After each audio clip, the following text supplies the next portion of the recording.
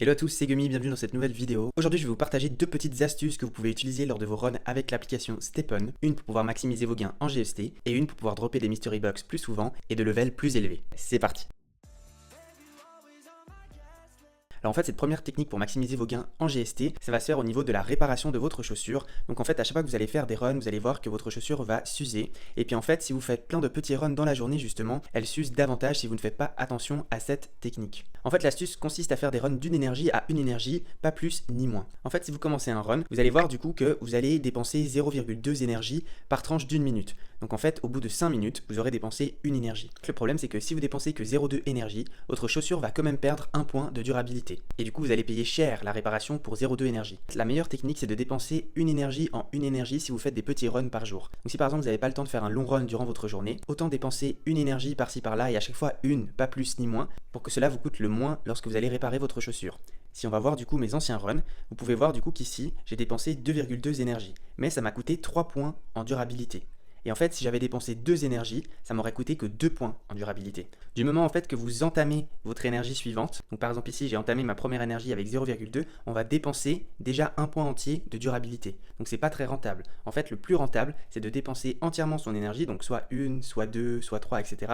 pour pouvoir dépenser le moins en durabilité. Et justement, vous allez voir que ça va vous faire économiser en durabilité sur le long terme. Et le point essentiel que je veux que vous reteniez, c'est que si vous voulez économiser en réparation de votre chaussure pour dépenser le moins de GST et que vous faites plein de petits runs dans la journée, essayez de regarder justement à partir de combien d'énergie vous dépensez tel point de durabilité. Par exemple, moi, pour ma chaussure, j'ai remarqué qu'à chaque fois que j'entame une nouvelle énergie, donc par exemple, si je suis à 2 énergies déjà dépensées et que j'entame la suivante, donc je suis à 2,2, 2,4, etc. pour monter à la troisième énergie dépensée, une fois que je l'entame, je vais déjà dépenser mes points de durabilité. Peu importe si je m'arrête à 2,2 énergies, 2,6 énergies ou si je monte jusqu'à 3.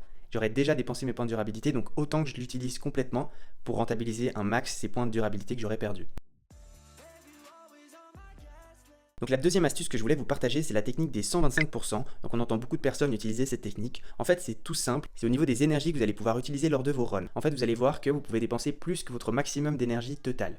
Donc par exemple, moi, mon maximum d'énergie que je peux dépenser, c'est 13 par jour. Donc pour rappel, toutes les 6 heures, normalement, les énergies se rechargent de 25%, d'un quart à chaque fois. Donc comme ça, au bout de 6 x 4, donc 24 heures, vous avez récupéré le total de vos énergies. Et en fait, grâce à un petit bug sur l'application, on peut utiliser plus que notre maximum d'énergie par jour. En fait, c'est tout simple. Il faut que vous ayez déjà votre barre d'énergie qui soit chargée au maximum. Donc, par exemple, pour moi, elle devrait être à 13 sur 13. Et ensuite, c'est tout simple. Il faut juste commencer notre run environ 10-15 minutes avant la prochaine recharge d'énergie. Donc voilà, on fait notre run comme d'habitude, on dépense nos énergies. Et en fait, une fois qu'on va arriver justement à la recharge, donc pile à l'heure, et qu'on est toujours en train de faire un run, eh bien la recharge va s'ajouter à nos énergies. Donc par exemple, moi, là, avec mes 13 énergies au total, toutes les 6 heures, je gagne 3,3 énergies en plus. Comme ça, au bout de 24 heures, j'ai mes 13 qui sont rechargés. Eh bien, par exemple, en Europe, à 21 heures, il y a une nouvelle recharge d'énergie qui se fait. Donc je commence mon run vers 20h50, comme ça je dépense déjà pas mal d'énergie. Et comme ça, à 21h, je serai toujours dans mon run et je vais avoir ces 3,3 d'énergie qui vont se recharger en plus dans mon run. Donc en tout, j'aurai 13 plus 3,3, donc je pourrais utiliser jusqu'à 16 énergies par jour.